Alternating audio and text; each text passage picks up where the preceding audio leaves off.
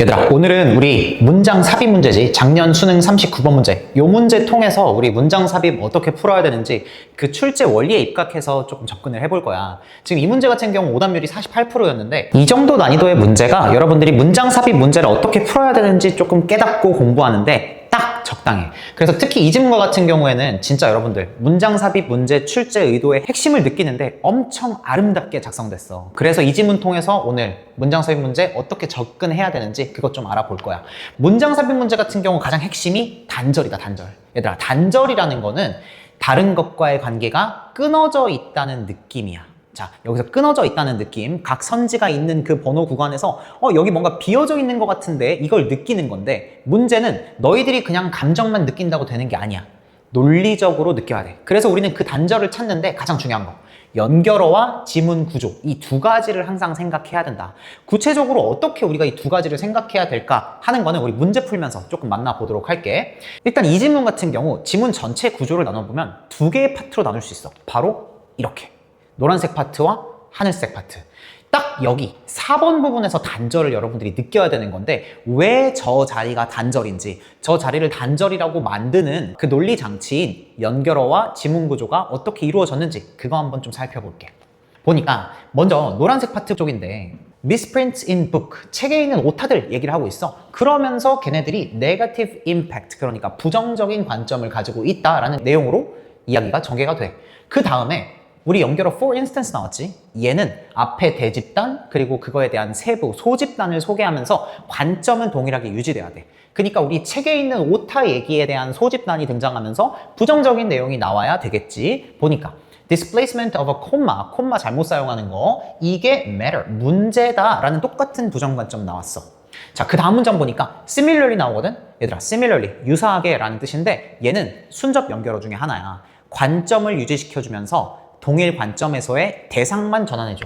그러니까 지금 부정 관점은 유지가 되면서 앞에서 대상이 책에 있는 오타들이었어. 오류였단 말이야. 저게 다른 대상으로 바뀌겠지. 보니까 돌연변이가 나오면서 harmful, 정확히는 돌연변이는 해롭다, 이렇게 부정 관점 그대로 나오면서 대상이 전환이 됐잖아. 자, 이런 게 결국에 연결어의 기능이거든. 자, 지금까지 보면은 책에 있는 오류와 돌연변이는 매우 유사한 것처럼 보여.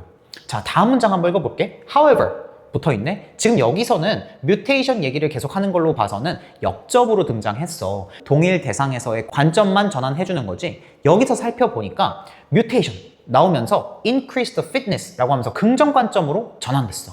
그러면서 동시에 failure to reproduce the text 라고 나와 있는 책의 오류가 어떤 내용으로 진행됐나 봤더니 more accurate, 더욱더 정확하고 업데이티드 되었대. 자, 긍정 관점으로 바뀌었잖아. 지금 우리 여기서 정리해 볼 수 있는 게 책에 있는 오류와 돌연변이는 매우 유사해. 부정적이기도 하고 긍정적이기도 하고. 그러면 우리 아까 전에 이렇게 지문을 두 구조로 나눴었는데 노란색 파트와 같은 경우 두 대상의 유사성이라고 보면 되겠지. 근데 나머지 부분은 어떻게 전개되는지 한번 볼게. 보니까 5번 선지 다음에 by contrast라는 연결어가 나와. 이 by contrast는 의미는 반대로라는 뜻이야. 얘는 대조의 연결어거든. 대조의 연결어가 등장하기 위해서는 앞에 있는 대상과 뒤에 다른 대상이 등장해야 되고, 그리고 앞에 나온 관점과 반대 혹은 다른 관점이 또다시 등장을 해야 돼. 앞뒤를 보니까 지금 mutation, 돌연변이 나왔고 a book, 책 나왔단 말이야. 분명히 우리가 지금까지 읽었던 구간에서는 이 둘은 유사했어. 근데 갑자기 여기서 대조를 하고 있단 말이야. 좀 더 구체적인 내용을 살펴보니까 heavily represented in the next generation, 다음 세대에 더 많이 표현이 된다라고 하니까 증가한대, 그 숫자가. 근데 책 같은 경우 보니까 no mechanism, 경향성 자체가 없대. 증가하는지 감소하는지 그런 게 없다는 거야. 자, 얘네 둘이 갑자기 달라졌어. 이 내용을 보니까 위에 노란색 파트에서는 우리 유사성을 얘기했었는데 갑자기 밑으로 내려오면서 차이성 이야기를 하네. 여기서 우리는 4번 단절을 느꼈어야 돼. 왜 단절을 느끼지? 여기서 어떤 게 이루어졌어야 되는 거지? 그래, 맞아. 유사성에서 차이성으로 가는 전환이 일어났어야 돼. 과연 이 전환, 우리 연결어 알고 있으면 다 알 수 있거든? 어떤 식으로 박스 문장에서 이루어지는지 한번 살펴보자. 박스 문장 보니까 however 등장했어. 그 다음에 analogy가 나오네. analogy 같은 경우는 유사성이야. 지금까지 노란색 파트에서 계속 설명한 그 유사성이 breaks down, 깨진대. 여기서 지금 역접 등장하면서 전환을 해주고 있잖아. 앞에 유사성에서 그게 깨졌다. 뒤에 차이성으로. 그렇게 정리를 해보면 아까 그 전환하는 역할을 바로 역접이 해주고 있다. 우리는 이런 단절을 느껴야 된다는 거야. 이 역할을 하는 게 결국에는 우리 연결어와 지문 구조인 거지.